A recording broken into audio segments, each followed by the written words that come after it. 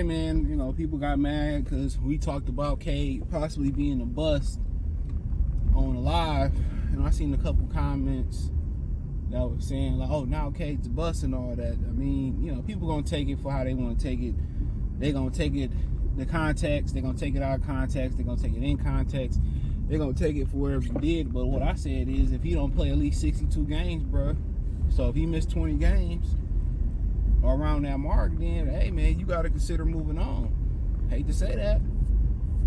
You know, availability is the best ability. At least the number one ability, and it's not an indictment on his play. It's not. I mean, he been injured the first 2 years of his career, so if he get injured the third year, then, I mean, what y'all got to say then? Oh, stick it out again? Just keep giving them opportunities, and opportunities. I'm not mad. I mean, shit. I mean, that's y'all opinion. That's y'all opinion.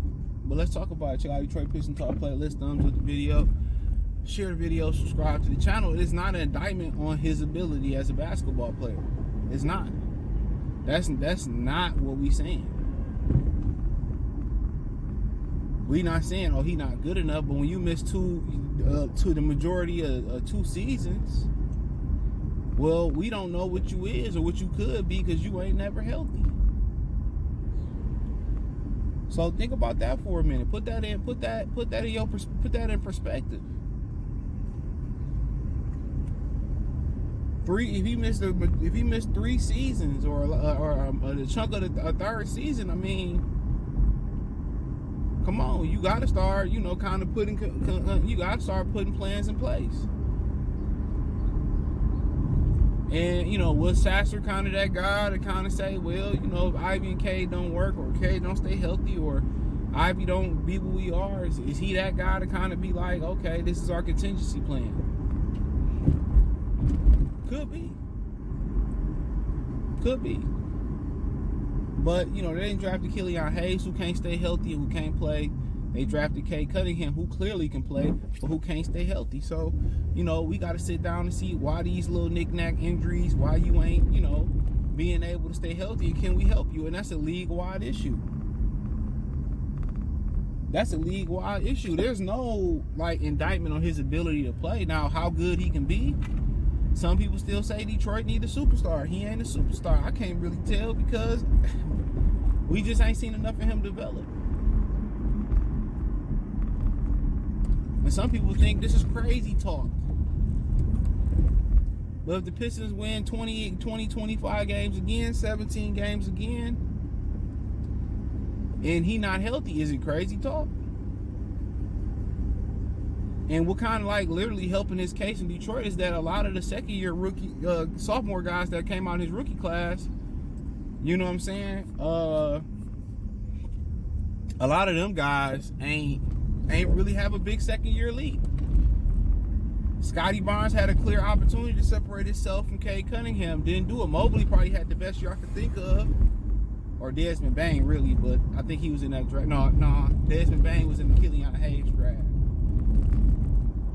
But, you know, Jalen Green had a cool year other than, you know, his sexcapades and shit out here. You know? But that's what make it kind of seem not that bad for Cade Cunningham. That's kind of what make it seem not that bad because, you know, a lot of guys he got drafted with, they didn't turn around and have great years, but the sophomore slump is a real thing. It is. So, you know, at the end of the day, it's a conversation to be had. Not saying, oh man, he on bust alert because he can't play. He simply can't stay healthy. If he don't stay healthy this year. So do we ride it out and just give him the 5th-year option to see if he can stay healthy? You know, do we just ride it out and say, yo, see if he can stay healthy?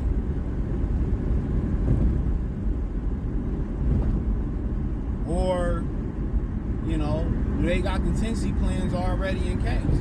Because he was a huge excuse in Troy Reaver's letter to the open letter to the fans about the Detroit Pistons not doing what they supposed to do.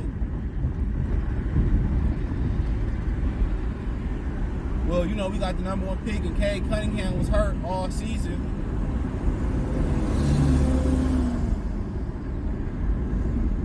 You know? So obviously he banking on Cade Cunningham to be healthy.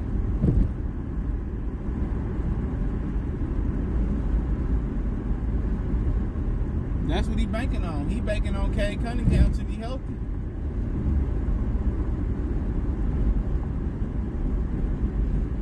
You know?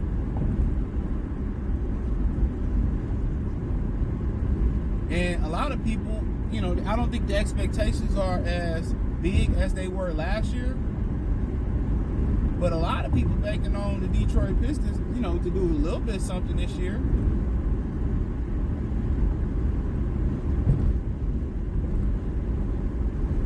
They are.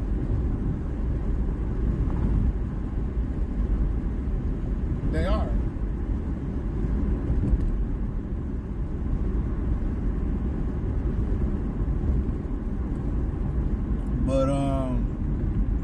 But it's a healthy conversation to have.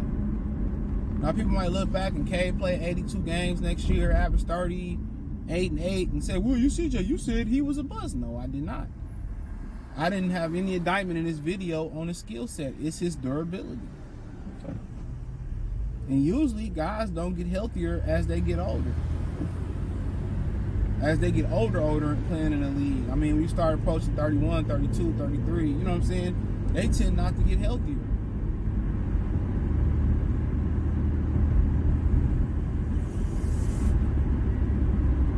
So it's just a conversation tied to durability.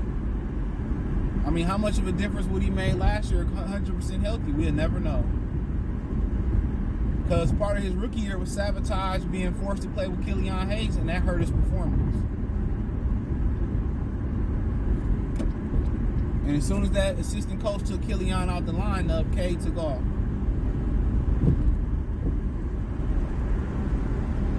Outside the injury, which was not in the Pistons' control, they sabotaged his rookie year with Killian Hayes.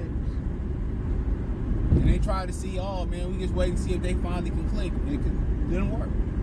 Tried it with Jaden Ivey this year. It didn't work. Put Alec Burke in there with Jaden Ivey in the backcourt. Jaden Ivey took off. Put Killian back in there. Ivey shit plummeted.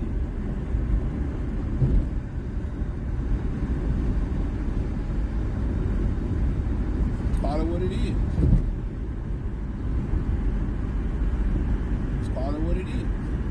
So, you know, in the beginning of his second season, I mean, you can see he clearly wasn't healthy. His jump shot was off. He was looking pale and lethargic. You know, we all thought it was just due to, you know, him gaining the weight and letting his body acclimate to gaining the additional weight. That's what we thought it was. Like, okay, maybe he put a little bit too much muscle on being a vegan. And that's another conversation to have, being a vegan in the league. Does that got something to do with his durability? And a lot of athletes believe that you can't be vegan and compete at a high level. Bernard Hopkins is one. He tell any boxer, don't go vegan. Don't do it.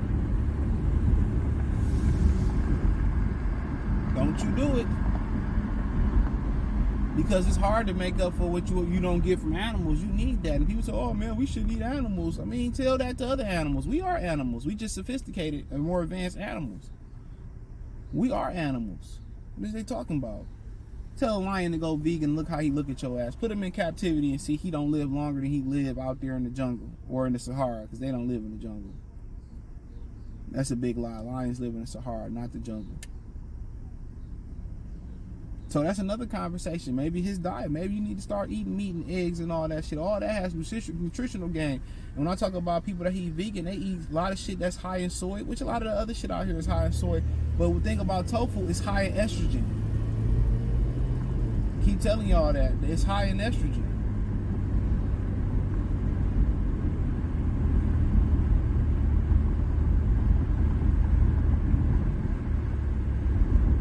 You know, that's what they don't tell you. So anything you abuse you know, or eat too much of, it's gonna have a bad reaction. You know, pork is terrible to eat. You should never eat pork. You know, but you done seen vegans look bigger than people that eat meat. Let's call it what it is. Some people say, oh, they really ain't vegan. Probably are vegan. They just they still overeat and overconsumption. So that's another conversation. And this is choice, his body, like the females. But if he continued to get injured, well, I think him being vegan got a lot to do with it. From the outside looking in. And I know a little bit about the human body. Trust and believe. Just a little bit. How it works.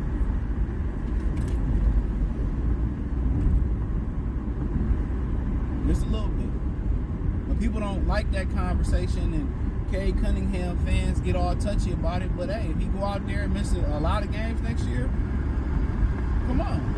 Can you really build your franchise around somebody that don't have the stability?